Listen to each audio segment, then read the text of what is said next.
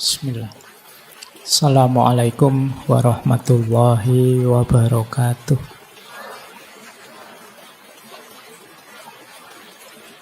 Bismillahirrahmanirrahim. Alhamdulillahirabbil alamin.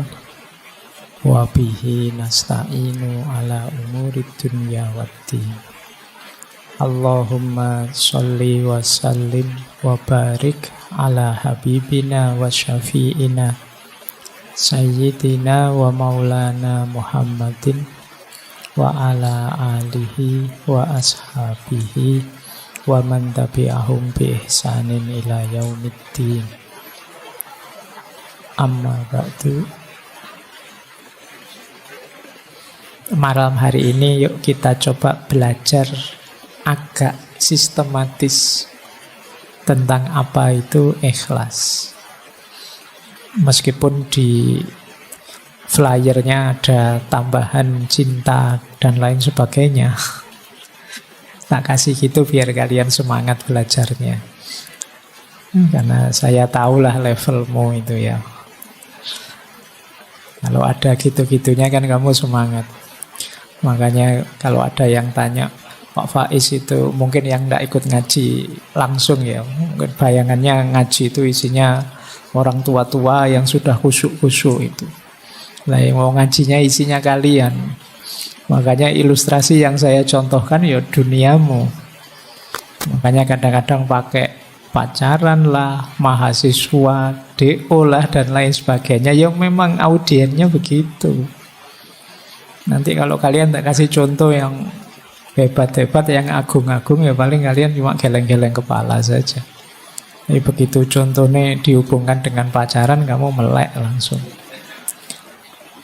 Jadi ya, baik, kita lanjut saja ya. Alhamdulillah ini hujannya sudah terang.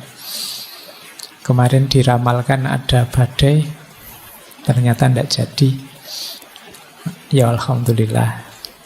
Belakangnya kan memang banyak ramalan-ramalan yang mengerikan tentang kehidupan kita, termasuk diramal tahun depan 2023 krisis ekonomi. Kemudian banyak sekali ramalan, ya tidak apa-apa kalau nanti kita maknai itu sebagai kehati-hatian.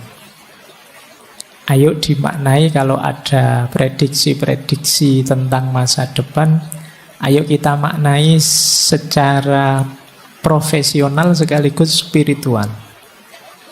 Kalau ada misalnya kayak kemarin ramalan ini kemungkinan tanggal 28 ada badai ini.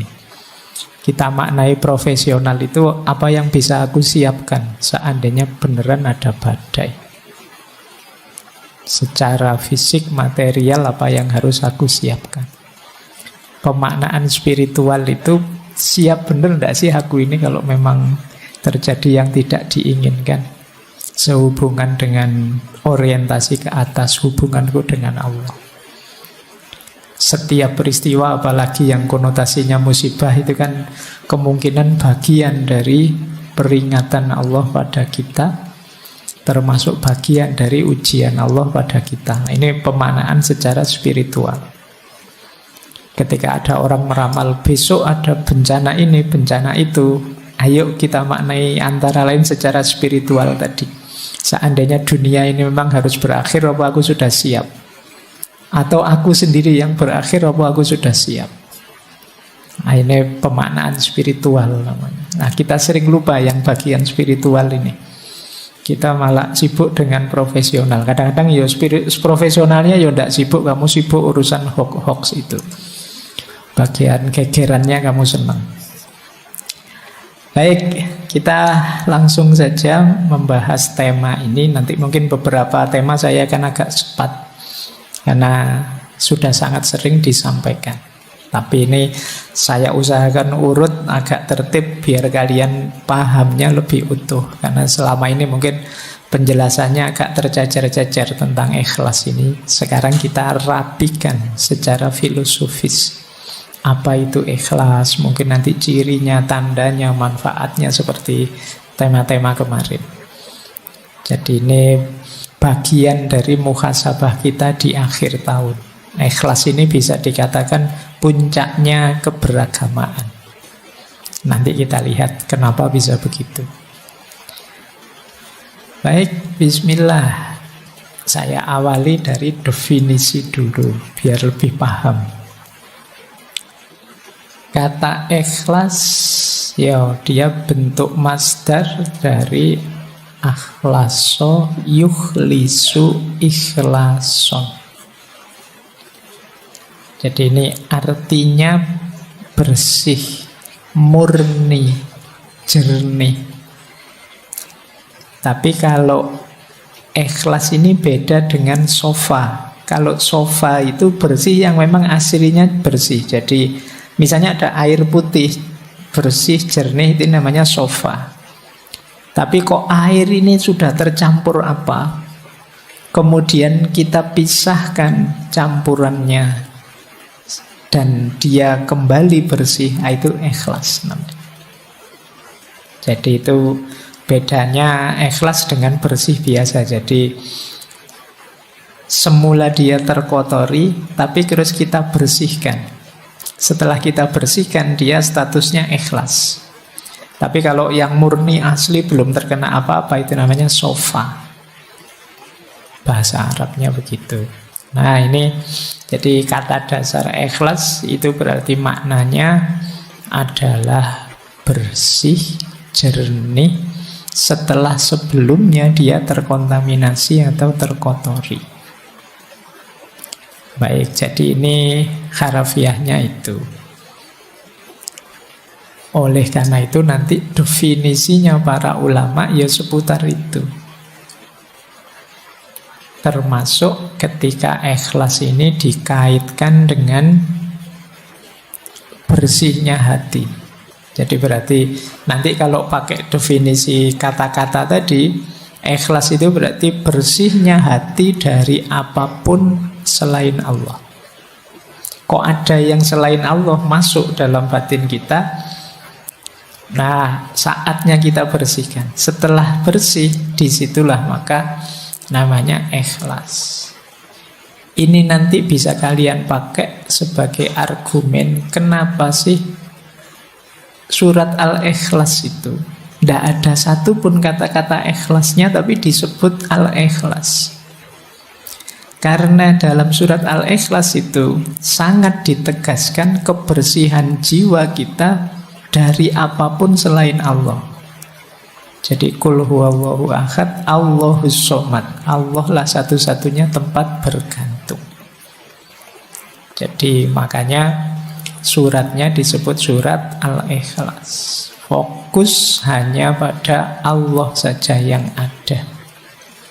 Meskipun kalau dalam bahasa Indonesia kan ikhlas itu kemudian agak geser maknanya. Ikhlas itu artinya merelakan, melepaskan, itu ikhlas. Jadi kalau misalnya barangmu hilang, sepedamu hilang, terus orang bilang ikhlaskan saja. Nah, ini kalau dalam bahasa Indonesia ya tidak apa-apa, makna itu kan sesuai yang disepakati.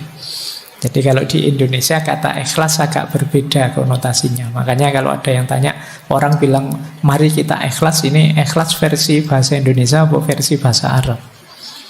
Kalau versi bahasa Arab hubungannya dengan jernihnya jiwa.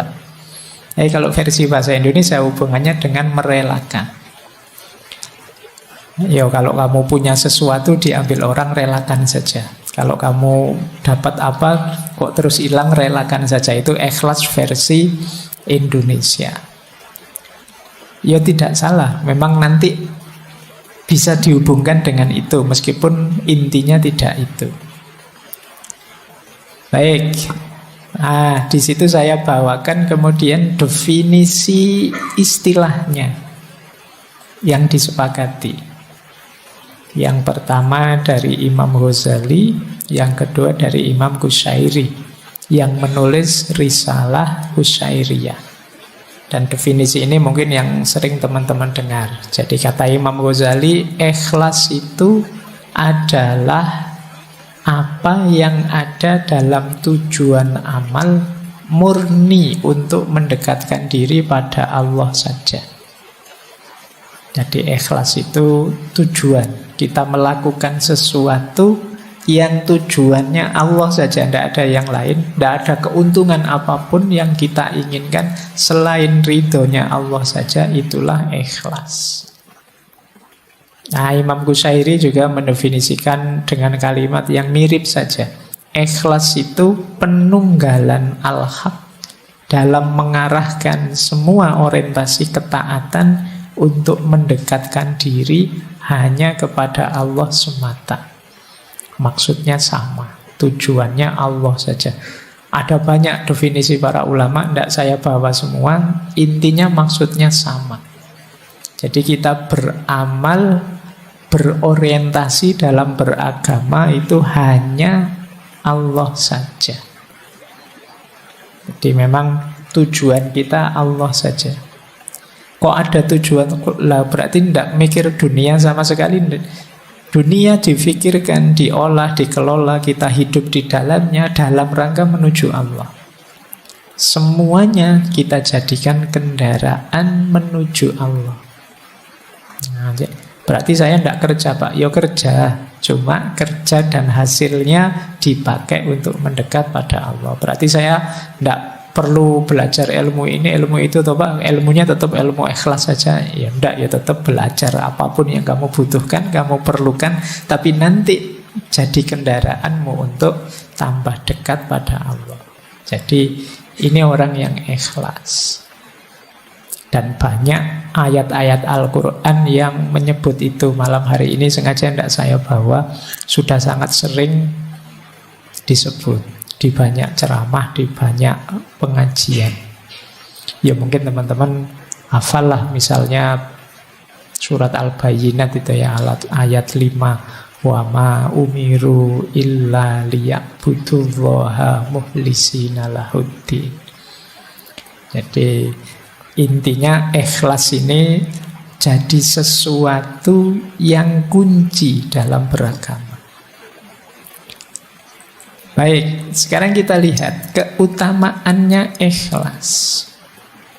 Ini saya ambil ada kalimat menarik dari Imam Syafi'i. Kata beliau, halakan nasu kulluhum illal ulama.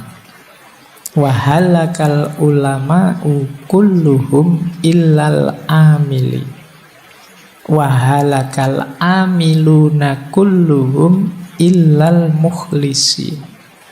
Wal mukhlisun ala khotrin alim. Jadi kata Imam Syafi'i, semua manusia itu akan hancur kecuali dia berilmu.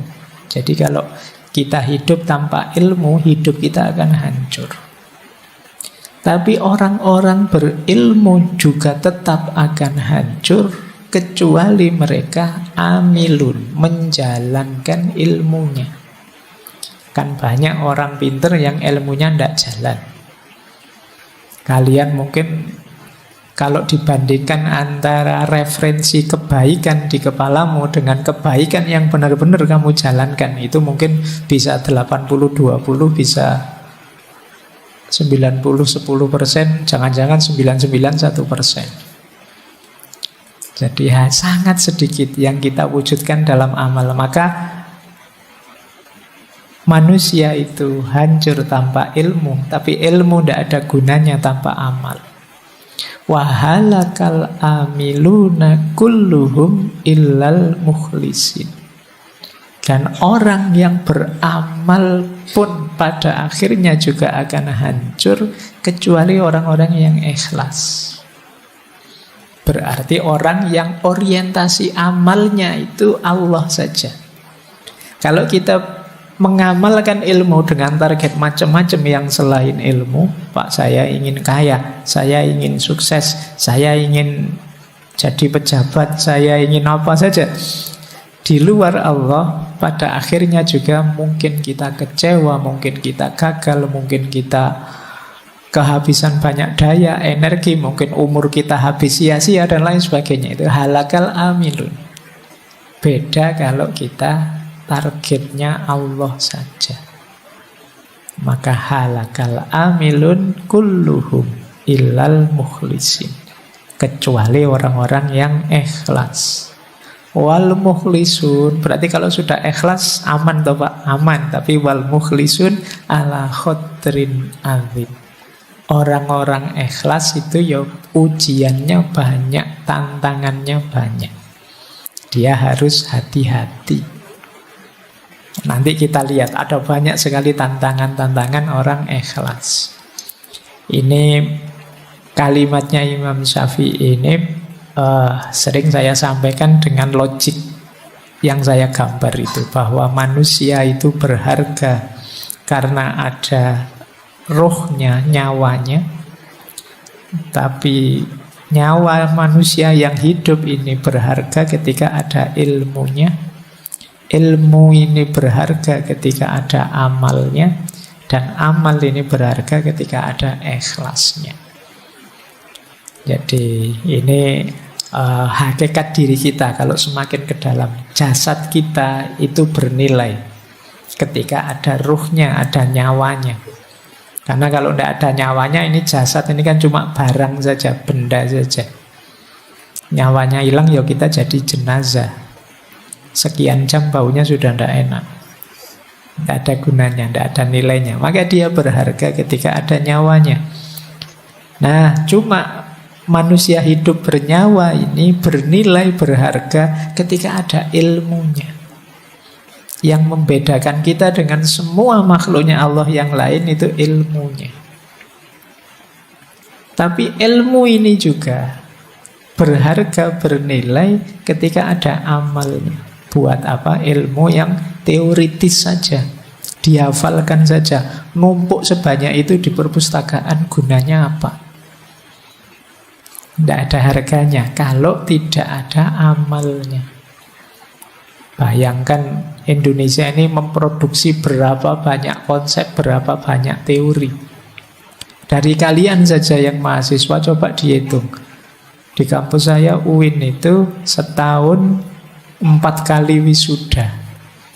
Setiap kali wisuda 500-an orang. Berarti 2000 satu tahun. 2000 itu semuanya bikin skripsi, tesis, disertasi.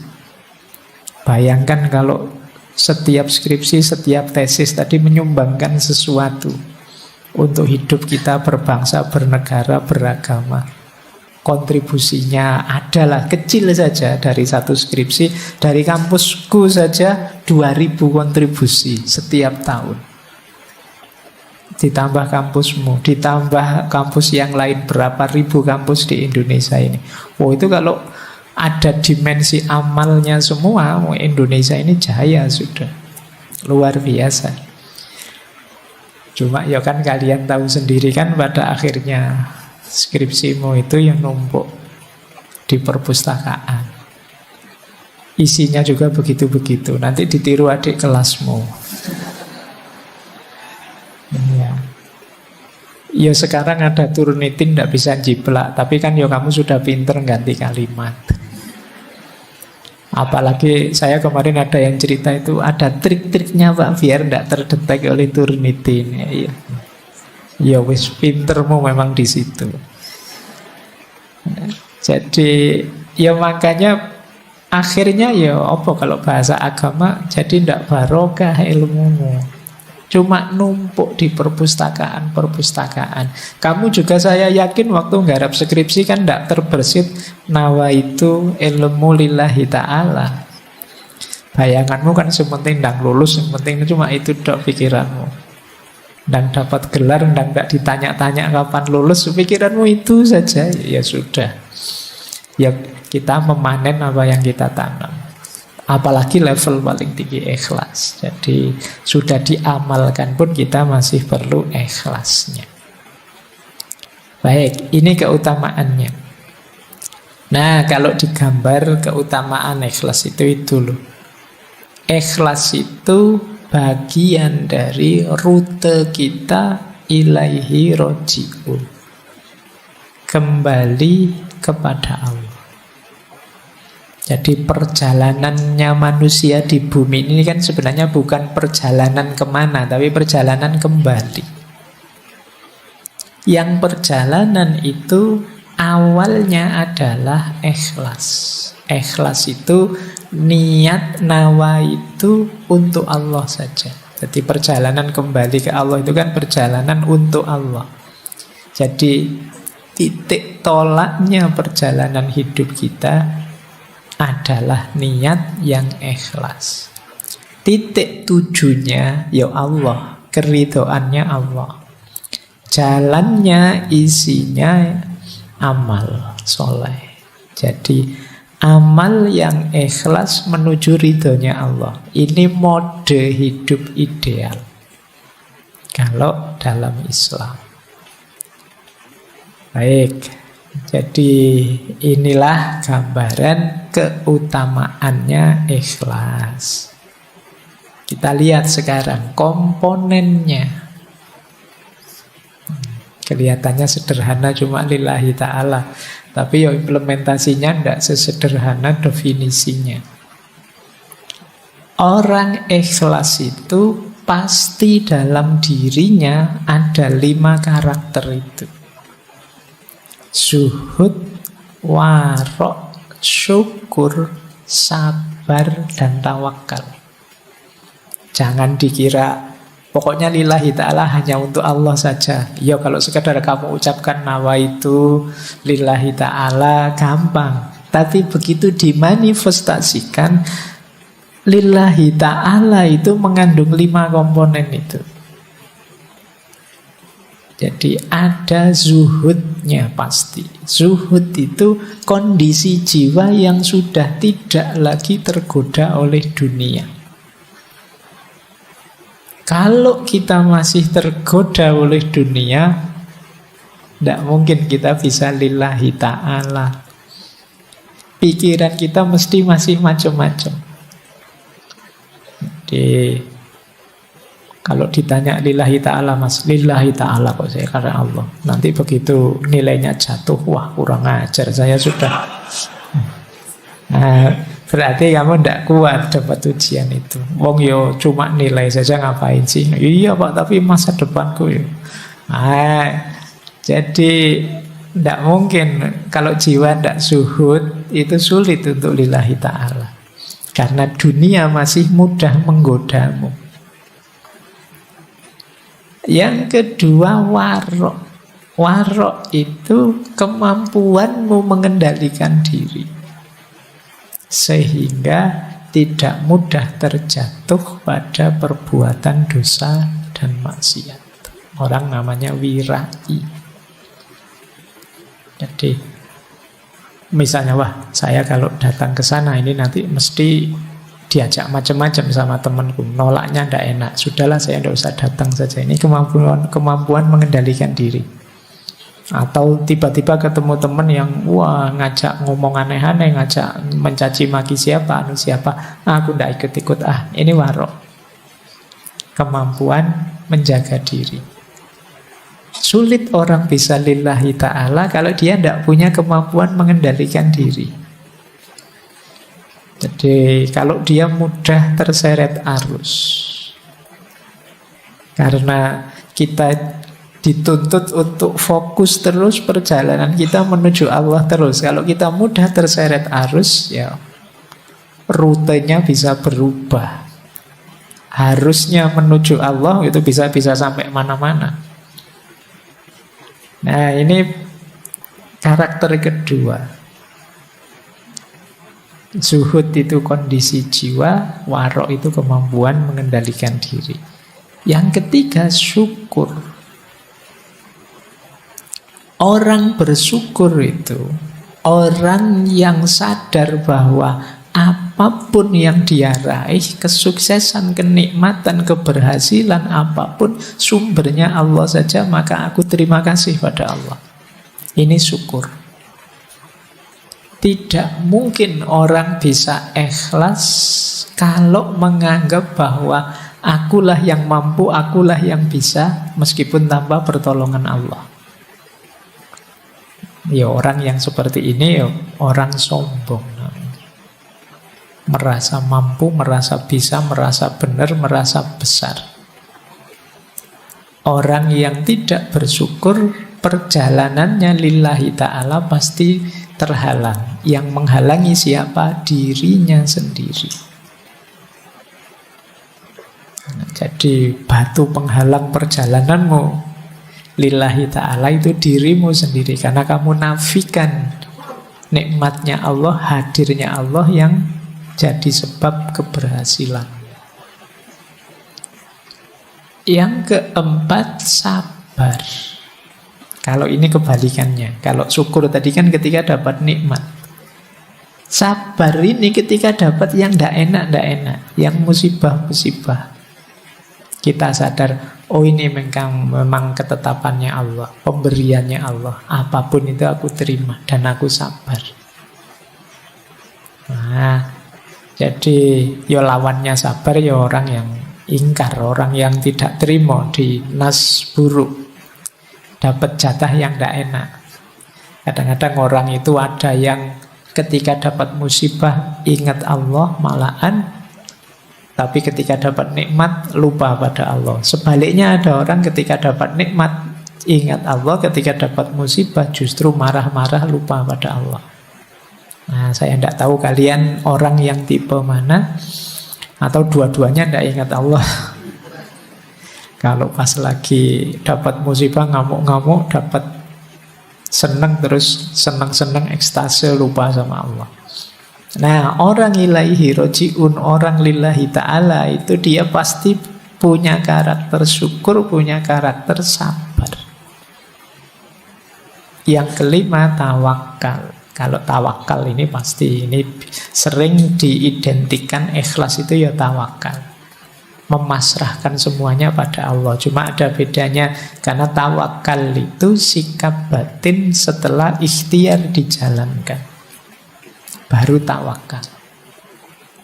Jadi kalian dikasih tugas dosen, sudah dikerjakan semaksimal mungkin, dikumpulkan, nanti dapat nilai berapa, saatnya tawakal.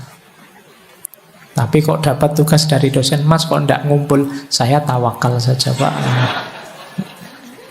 Itu tidak masuk namanya tawakal. Belum ngapa-ngapain sudah tawakal. Jadi, nah ini komponennya ikhlas itu jiwa yang tawakal. Tapi setelah ikhtiar, tidak sebelum ikhtiar. Belum berusaha apa-apa kok sudah tawakal. Belum nembak kok sudah pasrah. Sudahlah, terserah Allah saja. Kalau jodoh ya nanti datang, kalau tidak jodoh ya oh itu namanya bukan tawakal. Ya diikhtiari. Kalau tidak jodoh, pasrahkan pada Allah. Kan gitu. Kamu logikanya kebalik. Jadi sejak awal sudah bilang, oh belum apa-apa sudah bilang, biar aja Pak, nanti kalau jodoh ya ketemu-ketemu sendiri ya. Keliru rumus tawakalnya di depan. Jadi niatnya lillahi ta'ala, diupayakan semaksimal mungkin. Kalau meleset, pasrahkan pada Allah. Itu namanya tawakal. Orang ikhlas pasti tawakal. Oke, jadi ayo kita perhatikan, karena ini bulan ini temanya muhasabah. Sejauh mana kualitas zuhud, warok, syukur, sabar, tawakal hidup dalam diri kita. Jadi saya yakin ada, ya saya tidak tahu berapa persen. Mungkin ada yang masih wujudnya sudah agak besar, mungkin ada yang kecil sekali, mungkin ada yang tidak kelihatan. Mungkin dalam diri kita kezuhudan itu, kewaroan itu, rasa syukur, sabar, tawakal. Kalau hidup semua dan fungsional, hidupmu akan tenang. Ini orang yang benar-benar mukhlisin. Hidup memang lillahi ta'ala. Nah, ada beberapa ilustrasi saya selingi dengan ini ya. Ini yang pertama, ada ilustrasi orang ikhlas itu seperti apa sih. Ini pertama saya ambil dari Syekh Abdul Hamid Al-Angkuri. Angkuri itu Angkara. Kata beliau, sebagian ahli hikmah berpendapat kalau kalian bingung ikhlas itu seperti apa, kata beliau, ikhlas itu seperti penggembala kambing yang sedang beribadah, sholat misalnya. Penggembala kambing itu ketika dia sholat ibadah, di samping gembalaannya, dia tidak pernah mikir yang lain. Dia tidak pernah mikir ini nanti kambing-kambing muji saya apa anu saya, enggak. Jadi lawannya ikhlas itu kan riya. Orang yang tidak lillahi ta'ala, ada pamrih-pamrih lain selain Allah, disebutnya kan riya. Ini penggembala kambing ini tidak mungkin riya. Oh, biasanya kan penggembala kambing itu adanya jauh di tempat-tempat di mana bisa kambing dapat minum, dapat makan, jauh dari keramaian. Penggembala kambing itu kalau beribadah, dia tidak mikir pamer. Mau pamer pada siapa? Tidak ada siapa-siapa. Adanya ya cuma kambingnya. Apa dia gaya kayak orang soleh terus dipuji sama kambingnya? Ya enggak. Jadi beribadahlah seperti dia, penggembala kambing ini, kata Syekh Al-Angkuri. Jadi orang beramal tidak usah peduli pandangan manusia terhadapnya, sebagaimana dia tidak peduli orang penggembala tadi terhadap pandangan kambingnya. Yo, pandangan kambing kan tidak perlu kita dengarkan, misalnya, wah tiba-tiba kok kambing memuji kan kamu, alah wong kambing aja kok. Posisikan komentarnya orang, pandangannya orang di situ, kata Syekh Abdul Hamid. Oke ya, ya mungkin ini yang saya bilang seperti saya bilang di awal tadi ya, Pak, contohnya kok yo kambing toh Pak. Ayo situasi cocoknya mungkin audiens beliau atau tempat beliau hidup itu banyak pengembala kambing. Contohnya kambing gembalaannya. Oke, baik. Nah, ilustrasi pertama. Nanti ada uraiannya lebih panjang. Yang kedua, ilustrasi kedua. Contoh ikhlas itu seperti apa? Kembali saya ngambil contoh Imam Syafi'i. Ini bisa dicek di Khilyatul Aulia yang minggu lalu juga kita singgung waktu membahas karomah. Imam Syafi'i ini satu ketika waktu beliau sakit, sahabat beliau Rabi' bin Sulaiman mengunjungi. Kemudian Imam Syafi'i tanya pada dia, gimana kabar sahabat-sahabat kita. Terus berpesan pada Rabi' bin Sulaiman, wahai anakku, sesungguhnya aku ingin bahwasanya manusia mempelajari kitab-kitabku tetapi tidak dinisbatkan kepadaku sedikit pun. Silahkan ambil manfaat dari kitab-kitabku, maksudnya begitu, tapi tidak usah diingat-ingat bahwa itu aku yang nulis. Jadi beliau tidak ingin dapat pujian. Nanti sahabatnya yang lain juga, aku ingin bahwasannya, kata Imam Syafi'i ya, kata pada Harmalah, aku ingin bahwasannya setiap ilmu yang kuajarkan kepada manusia, aku diberi pahala oleh Allah tentu saja, dan mereka tidak perlu memujiku. Jadi aku tidak ingin pujian, aku tidak ingin juga dikenal sebagai orang pintar yang nulis kitab ini, yang tidak butuh itu beliau. Jadi memang inginnya ya kemaslahatan umat, menyedekahkan ilmunya, sisanya hanya untuk Allah saja. Bandingkan dengan kalian hari ini, baru ngerti sesuatu sak paragraf saja, itu pun postingannya orang, kamu cuma nge-share saja, kamu merasa kayak yang bikin autornya.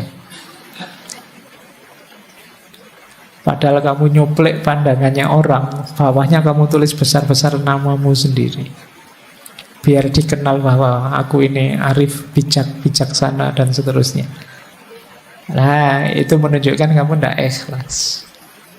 Kamu ingin dikenang sebagai orang hebat, orang pinter, orang, bandingkan dengan Imam Syafi'i. Imam Syafi'i yang karyanya disebut-sebut sampai hari ini, manfaat ilmunya dipakai oleh banyak orang sampai hari ini. Beliau berpesan, alhamdulillah kalau nanti banyak yang mengambil manfaat dari karya-karyaku, tapi aku lebih bahagia kalau tidak perlu disebut-sebut namaku, tidak perlu dinisbatkan kepadaku. Nah, ini namanya orang ikhlas. Jadi ilustrasi pertama tadi seperti penggembala kambing. Ilustrasi kedua seperti yang dicontohkan oleh Imam Syafi'i. Bagaimana mental ikhlas itu. Oke ya, sekarang masuk ke teorinya. Yang pertama, teori pertama tentang tingkatan ikhlas. Ini saya ambil dari syarahnya kitab Hikam. Ini saya ambil dari Minahul Qudsiyah. Ini syarah dari Syekh As-Sarqawi terhadap kitab Hikamnya Syekh Ibnu Athaillah. Orang ikhlas itu ada 3 level. Level awam yaitu ikhlasul ibad, ikhlasnya ahli ibadah. Ada jenis khawas, ini ikhlasul muhibbin. Dan ada istimewa, khawasul khawas, ikhlasul arifin.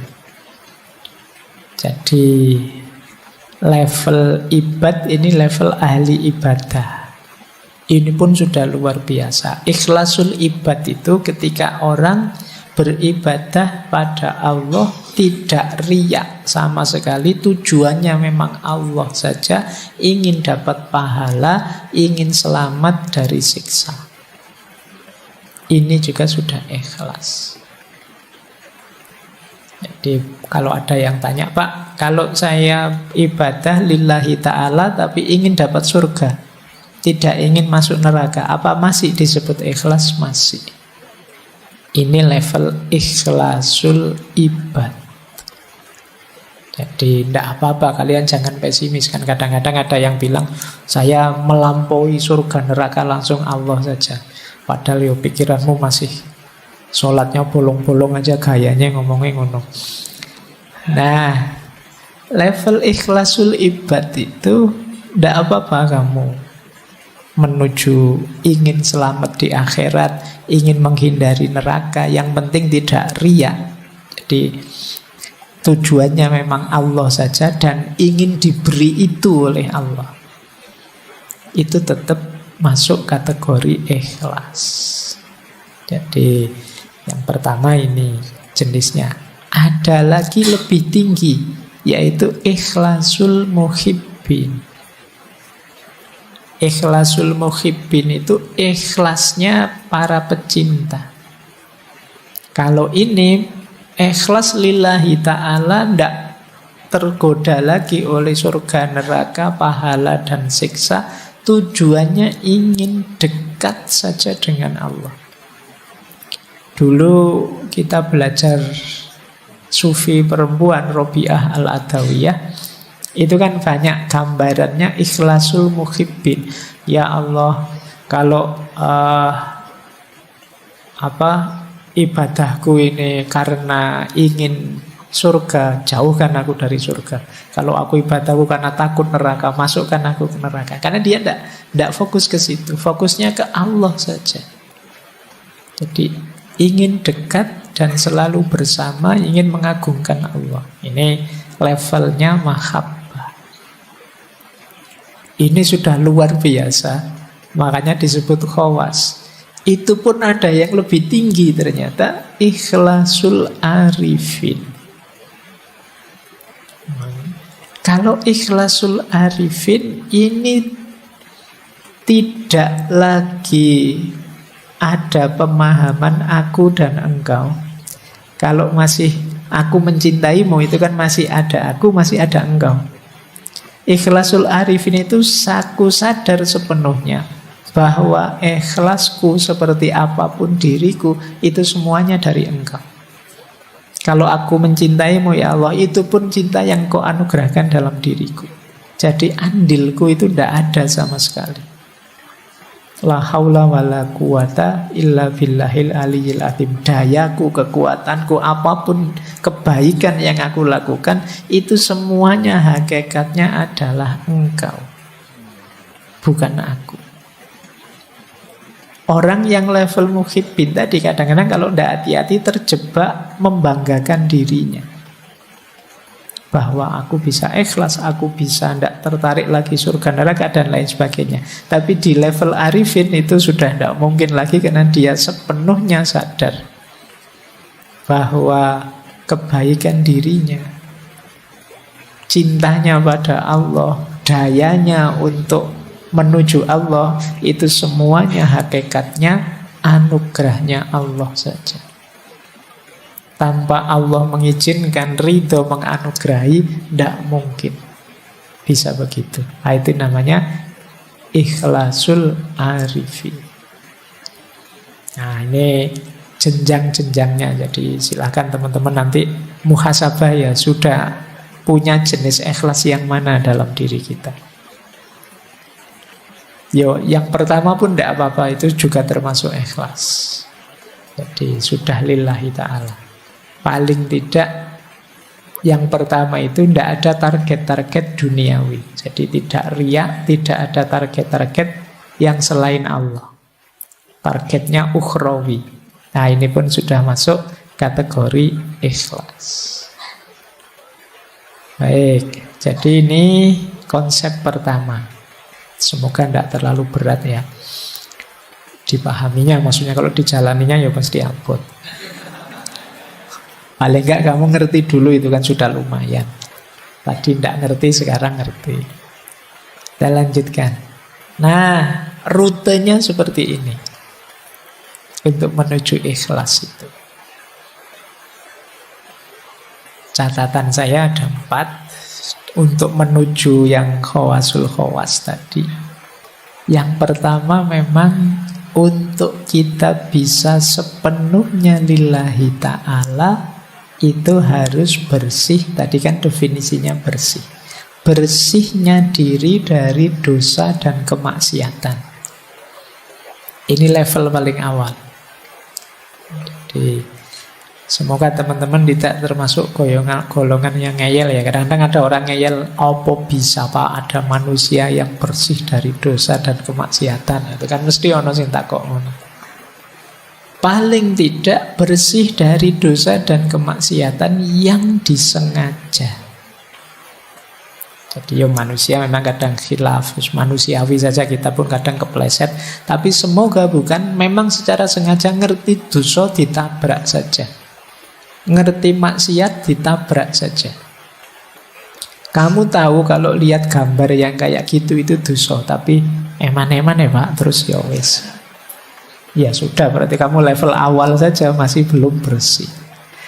Jadi kok tidak sengaja terlihat, tidak apa-apa, rezeki.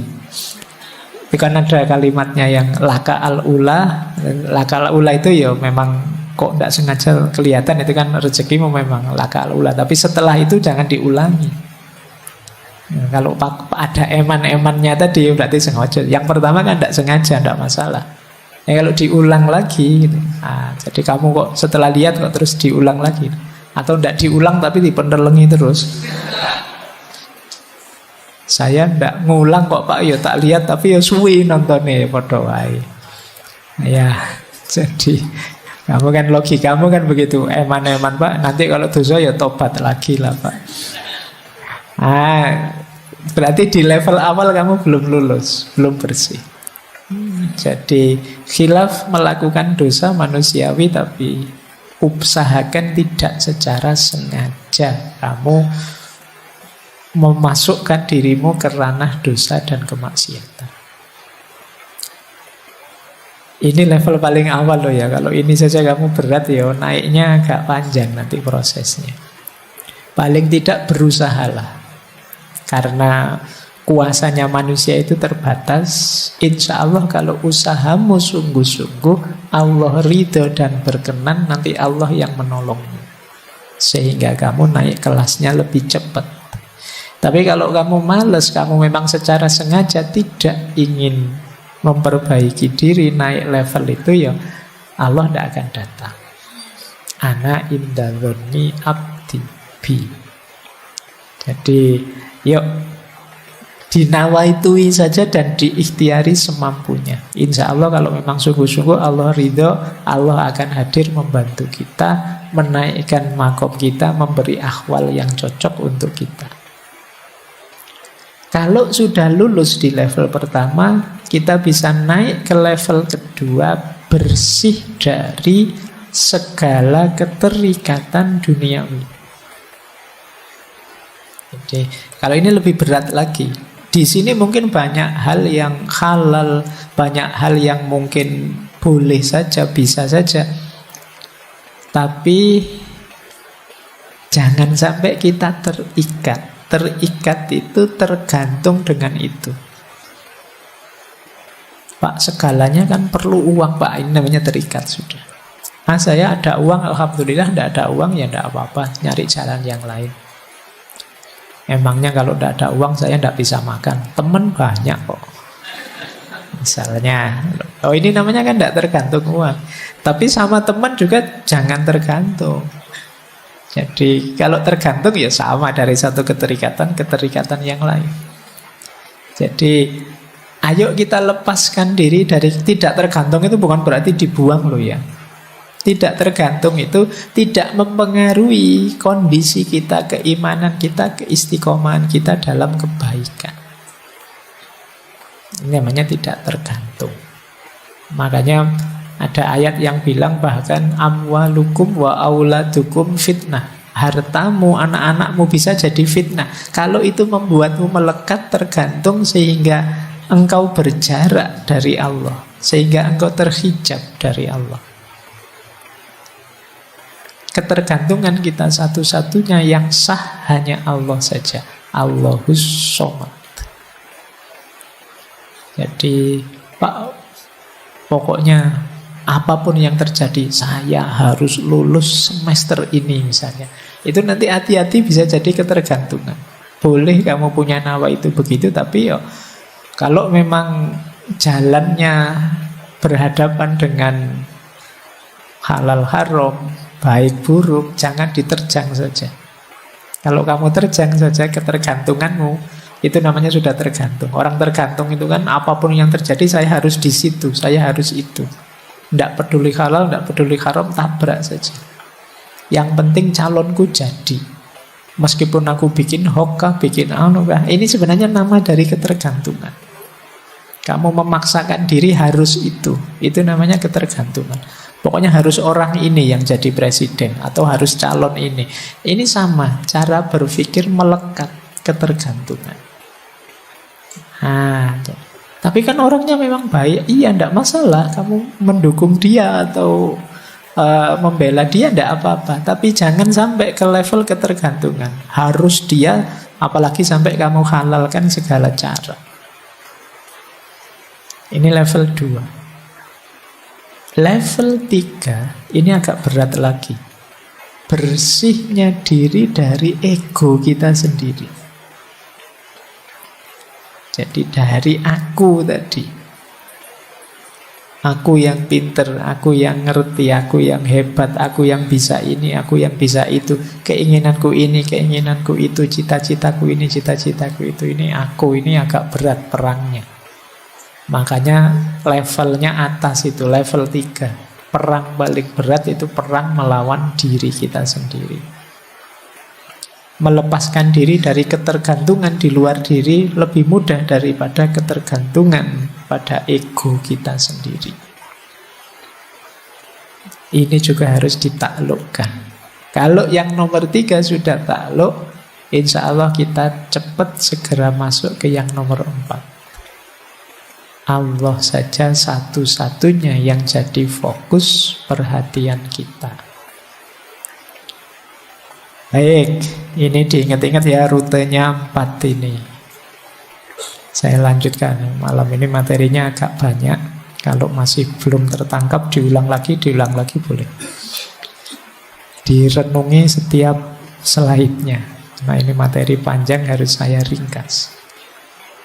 Nah, ikhlas itu karakternya adalah tersembunyi. Hanya yang ngalami dan Allah yang tahu dia ikhlas atau tidak.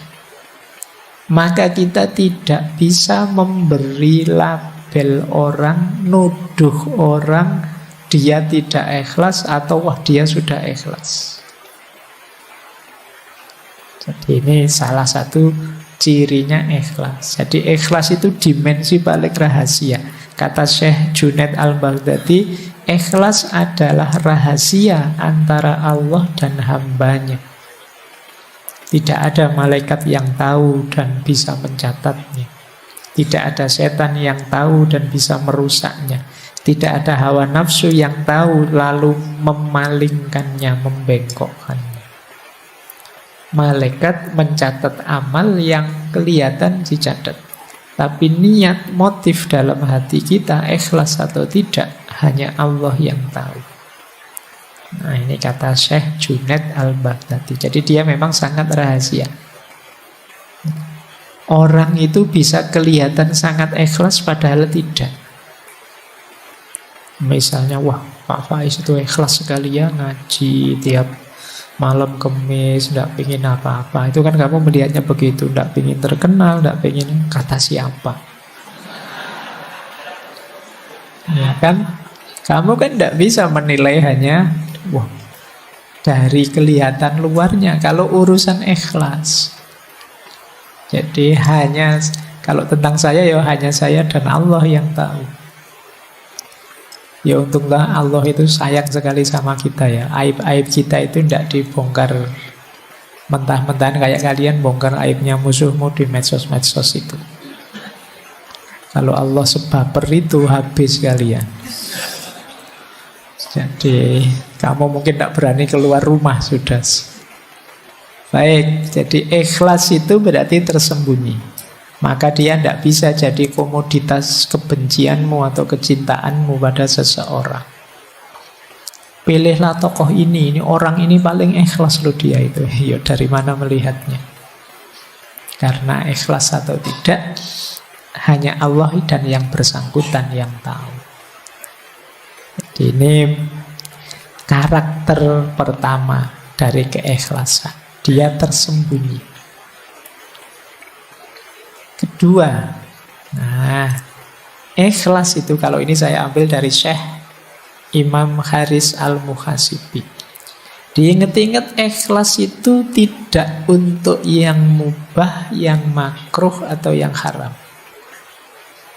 Pak, saya itu bohong, tapi saya ikhlas kok, Pak. Nggak iso. Haram ya ndak ada hubungannya sama ikhlas.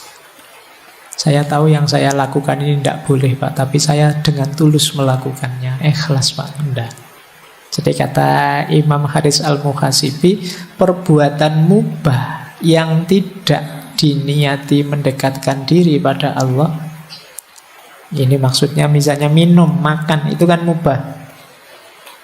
Tidak ada hubung, Pak, saya makannya ikhlas sekali loh, Pak. Kecuali kamu ada niat yang kamu hubungkan dengan Allah. Pak, saya makan ini, Pak, biar kuat ibadah, Pak. Nah, maka nawa itu saya makan biar kuat ibadah lillahi ta'ala. Kalau ini bisa. Tapi kalau tidak kamu niati untuk mendekatkan diri pada Allah, ya tidak ada hubungannya dengan ikhlas tidak ikhlas. Perbuatan makruh dan haram tidak mungkin dilakukan dengan ikhlas. Misalnya kata Syekh Haris, membangun rumah untuk kenyamanan diri, memandang sesuatu yang haram dengan dalih ciptaannya Allah. Yang kadang-kadang yang kamu lihat-lihat di HP tadi kan, lo yang tak contohkan tadi, wah ini kan ciptaannya Allah, Pak, indah sekali, Pak, luar biasa.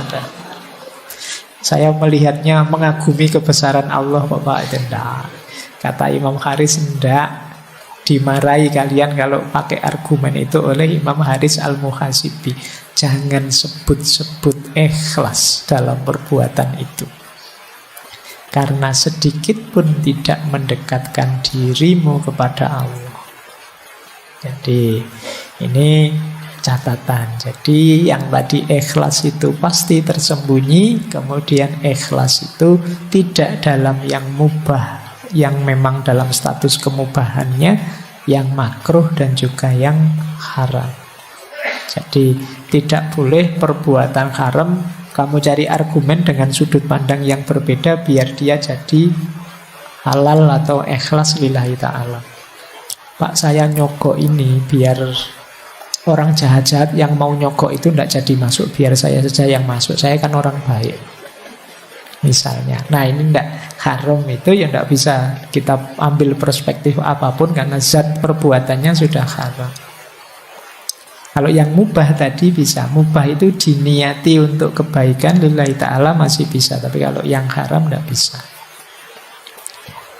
Baik, jadi ini karakter kedua. Jadi ikhlas itu tidak untuk yang makruh, yang haram dan mubah, yang tidak diniati untuk mendekatkan diri pada Allah. Nah, buahnya ikhlas sekarang.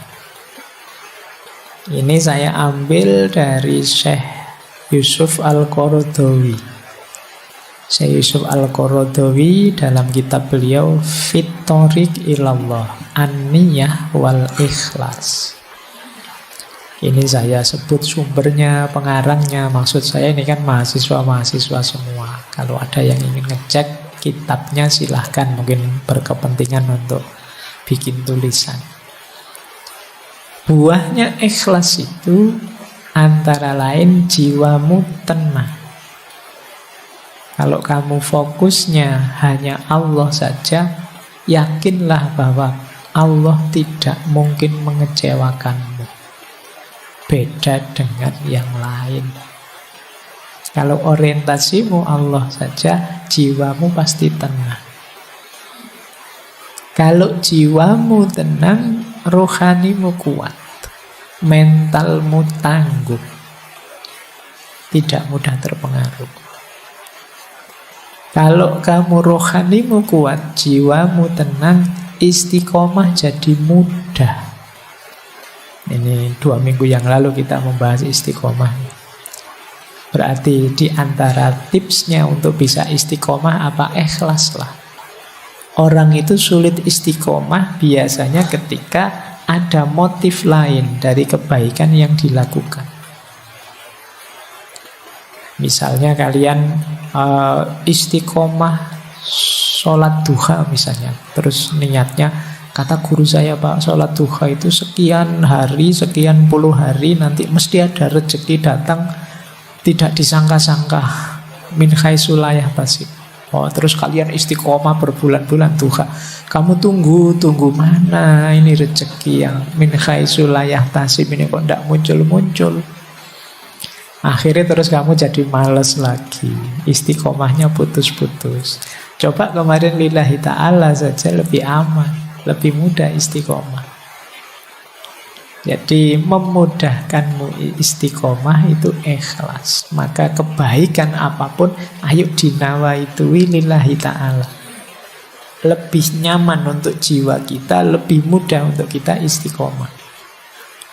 Kemudian ikhlas itu bisa membuat yang mubah tadi jadi ibadah. Makan itu, kalau kita nawaitu lillahi ta'ala, biar saya kuat beribadah, ya, yang semula mubah dia jadi ibadah. Kamu jogging pagi-pagi, jalan kaki, biar apa? Biar sehat Pak. Kalau saya sehat nanti saya ibadahku tambah berkualitas, tambah bangun malam kuat, tambah. Ini yang semula mubah saja dia bisa bernilai ibadah. Kamu ngopi itu kan mubah saja. Nah, kalau kamu bisa ngatur niatnya, saya ngopi ini biar kuat melek Pak. Kalau kuat melek, saya bisa tahajudnya bisa tidak terganggu oleh ngantuk bisa. Loh, niatnya ibadah. Bukan nonton sepak bolanya, tapi ibadahnya. Jadi yang mubah bisa jadi ibadah kalau ditempeli ikhlas lillahi ta'ala, untuk kepentingannya Allah, ujungnya tetap Allah saja. Kemudian bahkan keinginanmu untuk ikhlas, nawa itu ikhlas, itu sudah ada pahalanya sebelum dilakukan, bahkan sebelum tuntas pun sudah ada keutamaannya, ada pahala-pahala dari Allah. Niat baik saja itu kan sudah pahala. Ya niat yang baik itu kan ya niat lillahi ta'ala. Jadi sebelum dijalankan kebaikan itu masih dalam bentuk niat saja untuk Allah, itu sudah pahala, apalagi sudah dijalankan. Kemudian tentu saja ikhlas itu membuahkan pertolongan dan perlindungan Allah. Kalau ini sisi vertikal. Sisi horizontalnya apa? Membuat kita kuat, teguh saat ada kesulitan. Jadi makanya orang itu yang orientasinya Allah saja, kesulitan apapun tidak membuat dia gelisah. Nah, itu seperti munajatnya Nabi waktu beliau dikejar-kejar di Taif, dilempari batu itu kan. Beliau bilang, in lam takun wadiban alayya fala ubali. Meskipun aku berdarah-darah seperti ini, ditolak oleh umatku sendiri, dikejar-kejar seperti orang gila, asal engkau tidak murka padaku ya Allah, aku tidak peduli. Oh, ini berarti apa? Mentalnya kuat, teguh menghadapi persoalan. Kalau cuma tidak lulus ujian, terancam DO, tidak masalah. In lam takun wadiban alayya fala ubali ya Allah. Tapi kalau tidak lulusmu karena males, ya Allah marah. Jadi lakukan kebaikan semaksimal mungkin. Kalau hasilnya tidak seperti yang kamu harapkan, tidak masalah. Yang penting Allah ridho. Allah itu ridho karena engkau tidak nabrak aturan-aturan yang Dia tetapkan. Jadi ini buahnya orang ikhlas.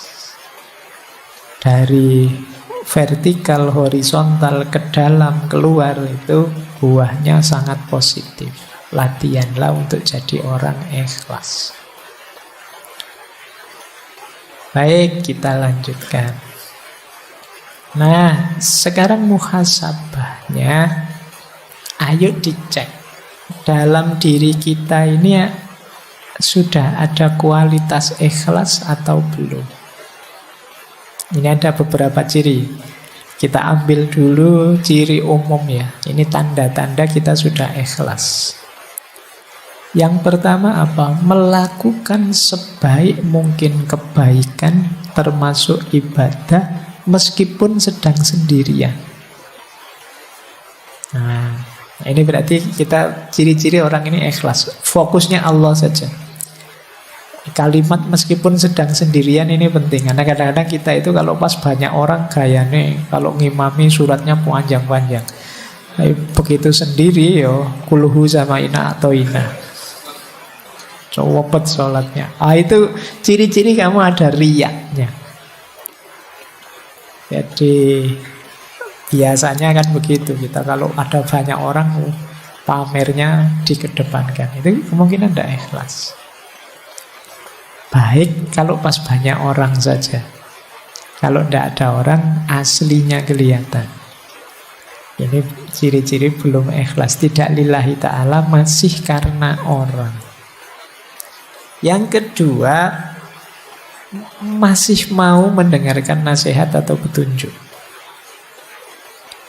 Orang itu ketika ingin dekat dengan Allah, ingin perjalanannya lurus menuju Allah, itu biasanya takut salah jalan, takut tidak diridhoi Allah. Ini membuat dia tidak berhenti belajar. Ketika dia tidak berhenti belajar, ya dia terbuka terus untuk memperbaiki diri, biar tambah dekat dengan Allah, biar tambah dekat dengan Allah. Jadi cirinya orang ikhlas itu semangat belajarnya tinggi. Kenapa? Dia ingin lebih baik, lebih dekat terus pada Allah. Khawatir keliru, jangan-jangan mulutku saja yang lillahi ta'ala, tapi perbuatanku belum. Maka dia berusaha terus-menerus untuk belajar.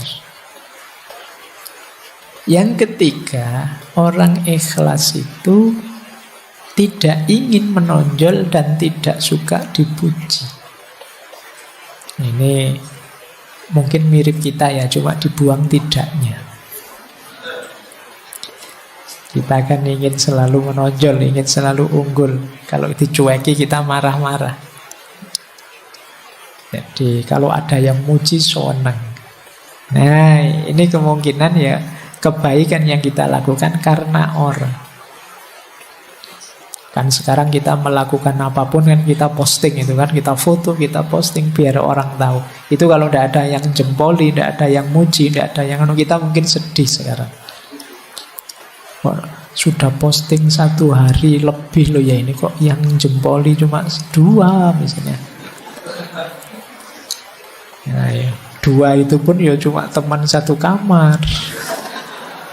Nah, kita sering begitu, kamu gelisah melakukan, kamu nunggu dipuji orang.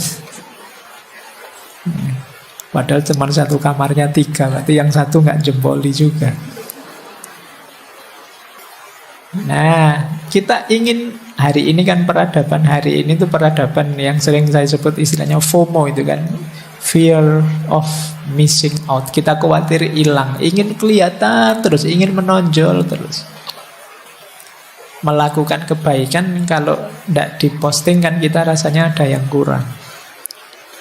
Oh, kadang-kadang sholat saja kan kita posting, berangkat ke masjid nih, terus nanti di depan sana. Ya kan, terus duduk paling depan nih misalnya, terus wah, terus itu kadang-kadang sholatnya pun kamu taruh HP-mu di syuting, ngaji juga begitu kamu ingin selalu kelihatan. Nah, baik, orang ikhlas itu tidak ingin menonjol, tidak suka dipuji. Bahwa orang muji monggo saja, itu bukan yang saya kejar. Bahwa saya kok kelihatan unggul, kelihatan menonjol di antara yang lain, tidak masalah. Tapi itu bukan target. Kemudian selalu muhasabah, tidak merasa sudah paling benar, sudah paling ikhlas, sudah paling nomor 1. Dan yang terakhir, lebih suka beramal diam-diam, secara rahasia. Nah, tidak suka pamer itu. Ini memang agak kebalikan peradaban hari ini. Peradaban hari ini itu orang selalu ingin kelihatan. Mungkin juga mental kita itu, kalau kita kan sering kalau ada apa-apa, tidak ada fotonya hoax, tidak ada videonya hoax. Jadi akhirnya bawah sadar kita itu melakukan apapun ada fotonya, ada videonya. Jadi mungkin peradaban hari ini tuh bisa kita sebut peradaban riya. Pamer terus apa-apa pengen dipamerkan. Ini agak hati-hati ya, ini untuk jiwa kita agak masalah orang yang selalu ingin pamer. Kata Syekh Zunun Al-Misri lebih tegas lagi. Kata beliau, orang ikhlas itu adalah orang ketika dipuji atau dicela, dia tidak akan terpengaruh. Pujian dan celaan itu dianggap sama. Kalau dia yakin ini kebaikan, dipuji orang atau dicela orang, dia tetap melakukan. Ada yang ngasih jempol atau tidak, saya yakin ini baik, ya saya jalan. Ini orang ikhlas. Yang kedua, lupa kalau sudah melakukan kebaikan. Ini berarti orangnya ikhlas. Misalnya sudah memberi utang teman bulan yang lalu, oh itu mungkin 10 tahun lagi masih diingat. Wah, kamu dulu zaman kuliah kalau bukan. Nah, jadi dieling-eling terus temennya hutang 20.000 saja. Ini kamu dulu itu 20.000 belum kamu bayar loh sampai sekarang. Baik, ya berarti memang ya tidak salah, cuma belum ikhlas. Ikhlas itu biasanya tidak dianggap lagi. Sudah melakukan kebaikan, ya sudah saatnya kebaikan selanjutnya. Jadi tidak hanya mengagumi kebaikan yang lama, tapi selalu memproduksi kebaikan yang baru. Cirinya orang ikhlas. Terus yang ketiga, lupa hak-hak dari amal solehnya. Jadi tidak mikir reward. Wah, sampean melakukan ini itu harusnya dapat pahala sekian loh, harusnya. Ya tidak apa-apa lah, monggo terserah Allah saja urusan besarnya balasan pahala. Tidak berpikir ke sana sudah. Menurut saya ini baik, ya sudah. Oh, sampean rajin ke masjid loh. Wah, berarti setiap sholat pahalanya 27 derajat. Ya alhamdulillah monggo, tapi fokusnya tidak ke situ. Jamaah itu baik, dianjurkan, ya saya ikut jamaah ke masjid. Pahalanya dilipat gandakan berapapun, atau jangan-jangan sekarang sudah tidak 27 lagi karena kursnya mungkin berubah. Itu serahkan saja pada Allah kalau tentang itu. Jangan-jangan kamu protes, zaman dulu 27 sekarang masih 27 juga ya harusnya. Monggo lah, pokoknya kamu jamaah saja lah sudah. Tidak usah terlalu dipikir hak balasan dan lain sebagainya. Nah, ini ciri-ciri ikhlas kalau menurut Syekh Dhunnun Al-Misri. Baik, kita lanjutkan. Ada tips dari Syekh Ibnu Athaillah As-Sakandari, karena tadi ada hubungannya dengan riya.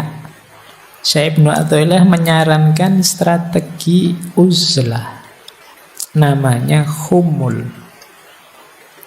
Khumul itu menyembunyikan diri, mengubur diri, itu khumul. Makanya mungkin ini istilah ini diserap oleh bahasa Jawa jadi kemul. Kemul itu selimut. Kalau kita pakai selimut kan tidak kelihatan.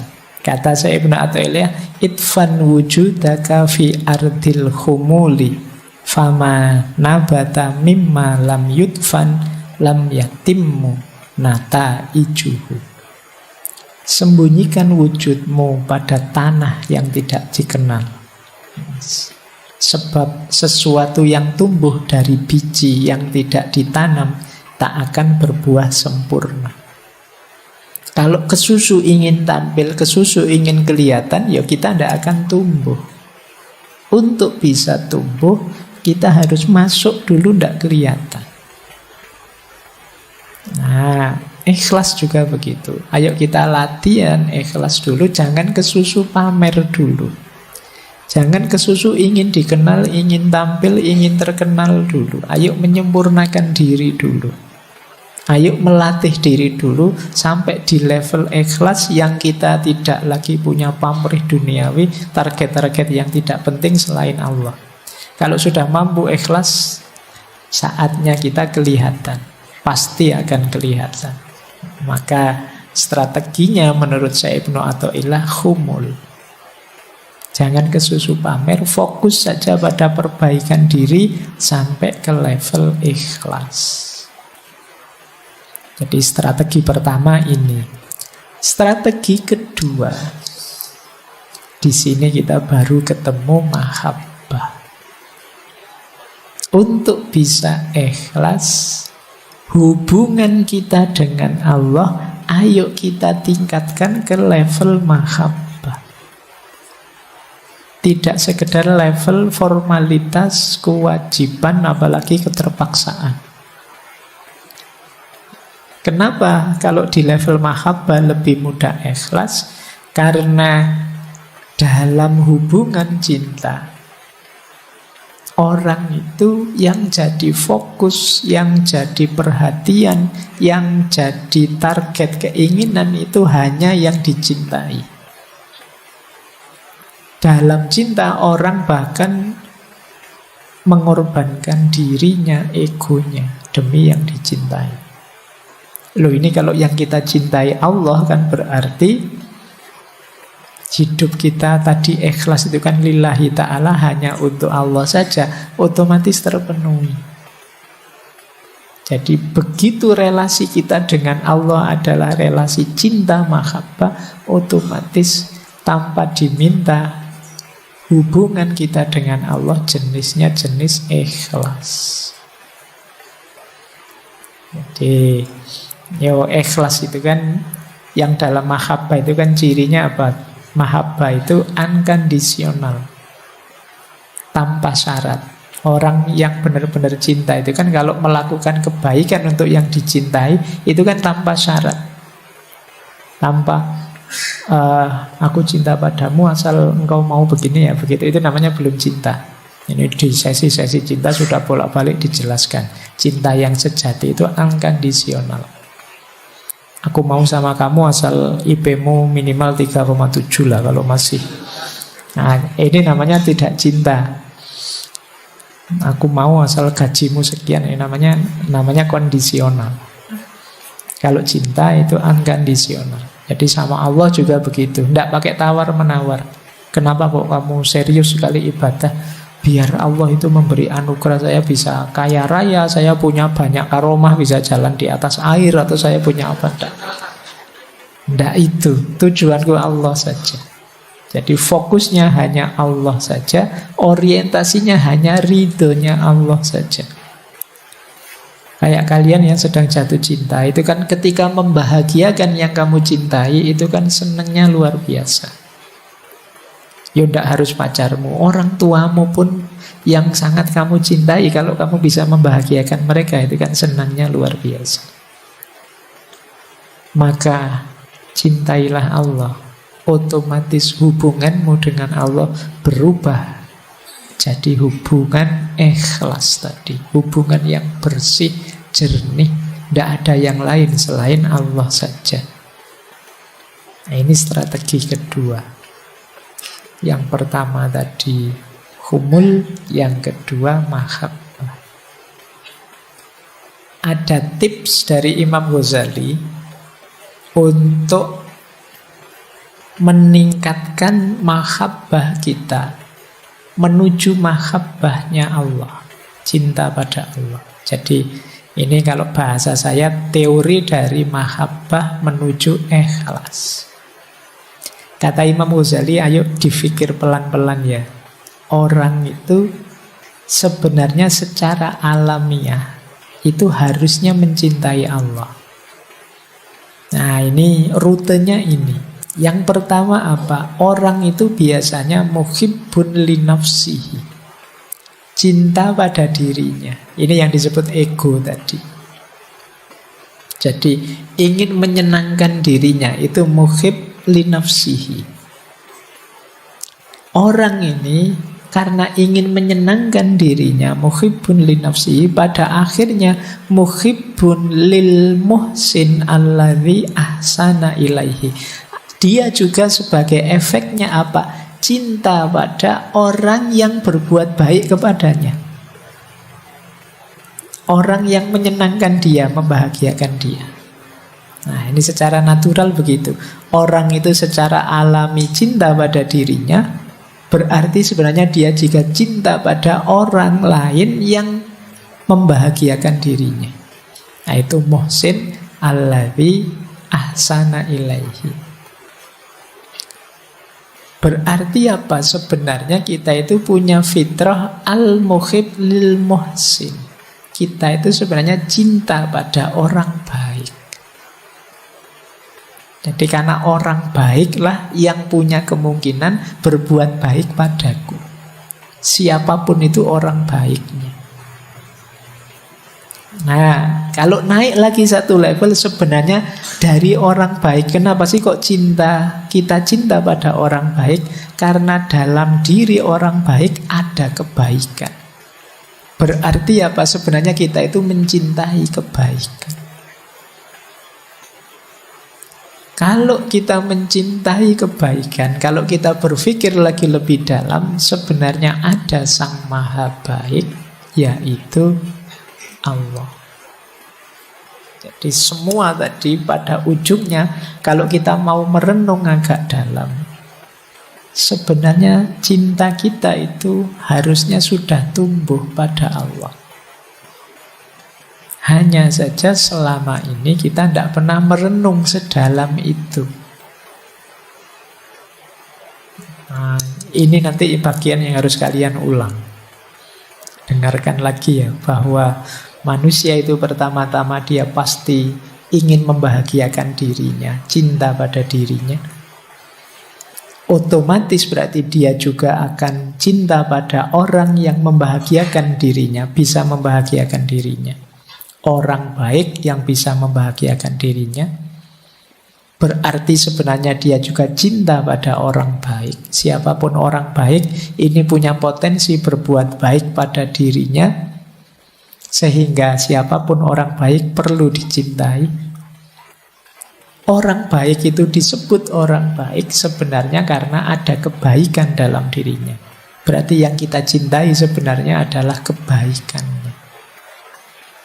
Kalau kita cinta pada kebaikan, jangan lupa ada Sang Maha Baik, yaitu Allah. Jadi puncaknya cinta itu harusnya Allah.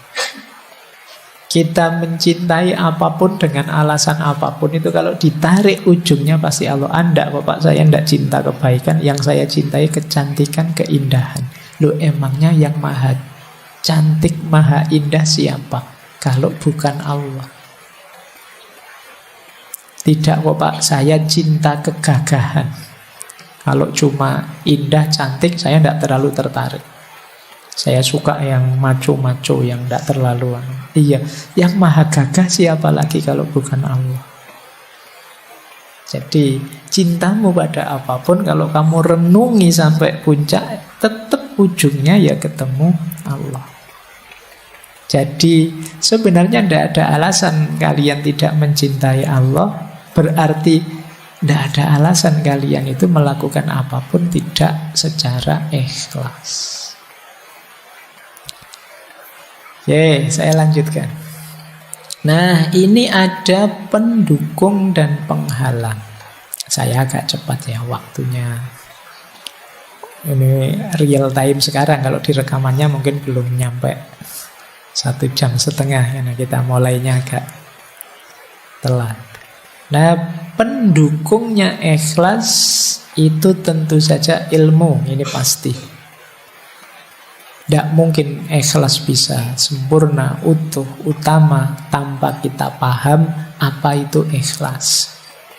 Malam ini sedikit-sedikit kita belajar tentang ikhlas. Itu paling tidak kan kita sekarang tahu bagaimana cara kita ikhlas. Maka ilmu jadi kunci. Yang kedua sahabat. Ya tentu saja orang-orang sekitar kita mendukung. Kalau sekelilingmu orang-orang toksik semua, Yo, kamu tidak akan jauh-jauh dari situ. Cari teman yang enak.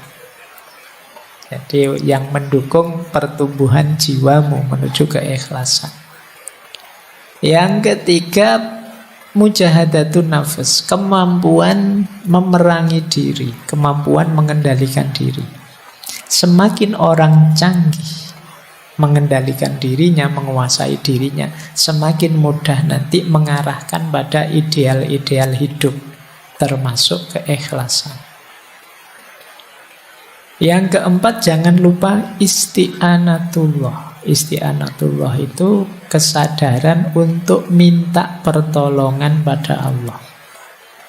Jangan merasa sudah hebat, sudah bisa, karena Allah lah yang membolak-balik hati kita. Yang kelima, sadar bahwa kita ini fana, dunia ini fana. Maka eman-eman pamrih amal baik kok hanya duniawi. Eman-eman pamrih amal baik kok hanya sukses sekarang. Hidup hari ini itu tidak segalanya. Jadi yang lebih hakiki besok, setelah hidup hari ini. Nah, kesadaran ini akan memudahkan kita untuk ikhlas. Penghalangnya ikhlas tentu saja ada riya. Tadi dijelaskan ujub, merasa sombong, merasa besar, takabur, sombong, hasud. Selama masih ada kedengkian pada siapapun, sulit kalian ikhlas. Karena orang hasud itu targetnya bukan Allah, tapi hancurnya orang yang dia benci. Ini hati-hati, karena hasud itu kalian ingin orang yang kalian benci hancur. Kalian tidak sadar sebenarnya engkau sendirilah yang hancur. Karena kedengkian itu merusak dirimu. Makanya di surat Al-Falaq itu secara khusus kita diminta berdoa, berlindung dari orang-orang yang hasud. Wa min syarri hasidin idza hasad. Karena orang hasud itu bisa melakukan apapun yang merusak, bahkan merusak dirinya sendiri tidak masalah, asal orang yang dia hasuti juga rusak. Nah, ini merusak keikhlasan.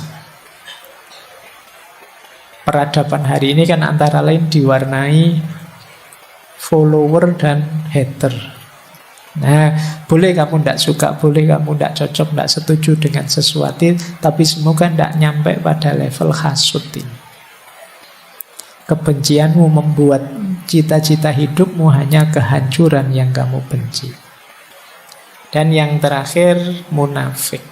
Munafik ini orang yang antara ideal dan realitasnya tidak nyambung. Tentu saja tidak mungkin bisa ikhlas orang yang munafik. Jadi ini pendukung dan penghalangnya. Saya lanjutkan. Nah, riya adalah bukti kita belum ikhlas. Nanti di kitab-kitab tentang ikhlas selalu dikaitkan dengan riya. Riya ini antitesisnya. Orang yang belum ikhlas berarti dia masih riya. Cirinya 4, kata Sayyidina Ali. Yang pertama apa? Males kalau sendirian, rajin jika banyak orang, tambah rajin kalau dipuji, males kalau sudah dicela, dikritik.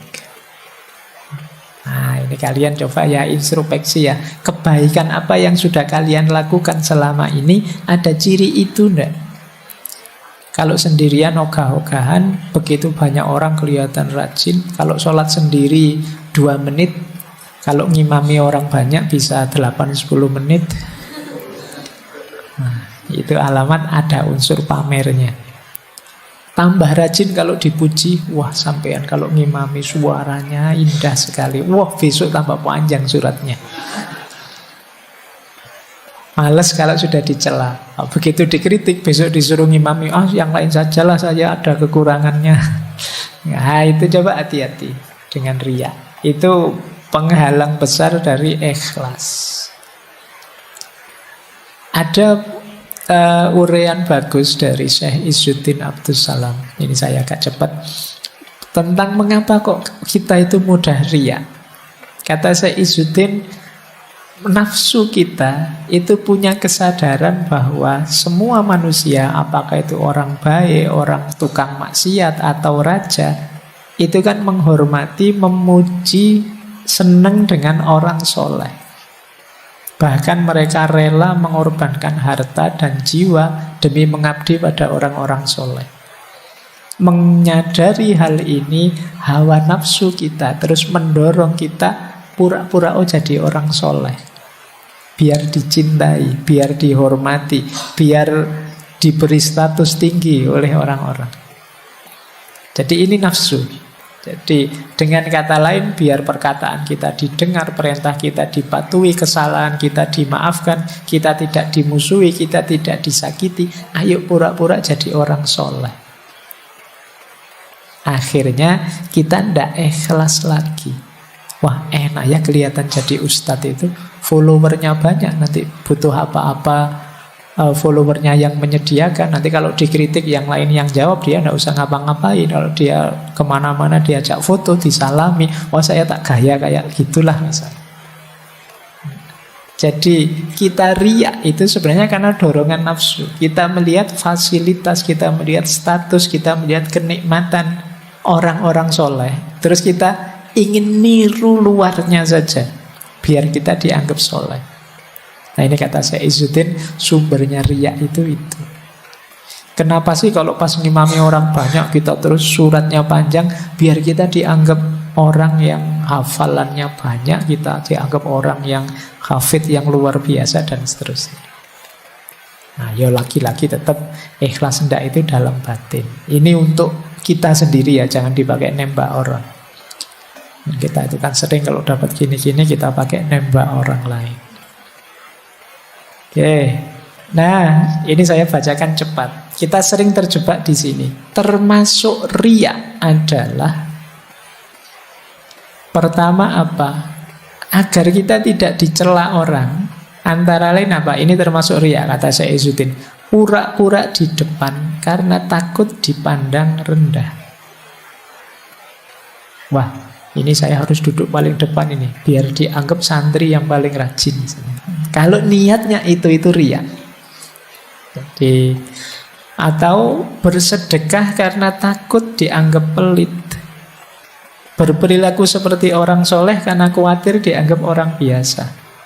Wah saya sotakonya tak beri yang banyak biar dianggap dermawan. Nah ini karena takut dianggap pelit. Termasuk riya, kata Syekh Izzuddin, tidak berani bertanya karena takut dianggap bodoh. Saya mau tanya tapi takutlah nanti dianggap bodoh sama orang kalau balik tanya. Ini sebenarnya termasuk riya. Kamu kan berarti apa? Pura-pura pinter. Padahal yo pingin tanya, wong ndak ngerti, disuruh tanya diam saja. Ini jenis riya juga. Atau kata Syekh Izzuddin, pemuka agama yang dapat pertanyaan sulit tentang satu masalah yang dia tidak tahu, karena takut dianggap bodoh, terus jawab bisanya sesukanya. Ini riya juga. Ya kalau memang tidak tahu, ya jawab saja saya tidak tahu. Jadi karena kadang-kadang kan beban kan dianggap panutan, dianggap tokoh, itu kan harus bisa menjawab apa saja. Kadang-kadang pertanyaan apapun dijawab. Harus kalau memang tidak tahu kita bilang tidak tahu. Dulu pernah kita mengkaji wisdomnya Imam Malik itu, karena Imam Malik itu kan pernah dari sekian puluh pertanyaan yang diajukan dijawab cuma 4. Sisanya beliau jawab ana la adri, tidak tahu saya. Oh sekarang kalau ada ustadz begitu dianggap ustadz, wah apa ustadz ditakoni kok tidak tahu terus. Tapi justru yang mulia yang seperti itu. Jangan ngawur, kalau memang tidak tahu bilang tidak tahu. Atau karena takut dianggap ilmunya sedikit terus ngarang-ngarang kalau ngomong. Sudah meriwayatkan nulis kitab apa, ngerti temennya males baca buku, oh saya sudah baca buku ini, padahal ya nggak pernah. Nah ini juga termasuk riya. Berarti kamu nutupi fakta bahwa kamu males membaca. Atau ingin cari keuntungan. Misalnya ketemu orang yang ingin dimintai bantuan, terus kita pura-pura jadi orang baik, orang soleh. Nah, biasanya kalau sedang mau utang itu kan kamu ngomongnya halus, enak, biar kelihatan. Nah ini jenis riya. Oh, aslinya kamu tidak ramah, tapi kalau ada perlunya jadi ramah sekali. Ini jenis riya. Atau pura-pura jadi orang baik biar tidak ditinggal teman, pura-pura soleh biar temannya tidak pergi, berlagak pandai dan amanah supaya dipercaya. Ini termasuk riya. Nah, termasuk riya juga kata Syekh Izzuddin, meninggalkan ibadah karena takut riya. Ada ndak di sini misalnya pas nginep di kamar kosnya teman, biasanya sholat tahajud, tapi begitu di kamar kosnya teman mau sholat tahajud, Anda enak nanti dianggap pamer biasa tahajud. Nah, kata Syekh Izzuddin justru itu jenisnya riya. Meninggalkan ibadah karena takut riya. Kalimatnya Syekh Izzuddin, setan menghasutmu untuk meninggalkan ibadah. Kalau hasutan itu gagal dan engkau tetap ibadah, setan akan membisikkan riya untuk merusak ibadahmu. Jadi oleh setan itu kita dilarang ibadah, kok masih tetap ibadah, kita diwas-wasi dengan riya. Kok kita bisa? Saya ndak riya lillahi ta'ala. Setan terus ngasih was-was lagi loh. Meninggalkan ibadah untuk menghindari riya itu lebih baik daripada beribadah tetapi riya. Nah itu tadi akhirnya kalian yang biasanya puasa karena di tempatnya teman, sudahlah ndak usah puasa saja, nanti kelihatannya kok kayak pamer. Ini juga riya. Jadi beribadah, tidak beribadah karena takut riya, itu termasuk riya.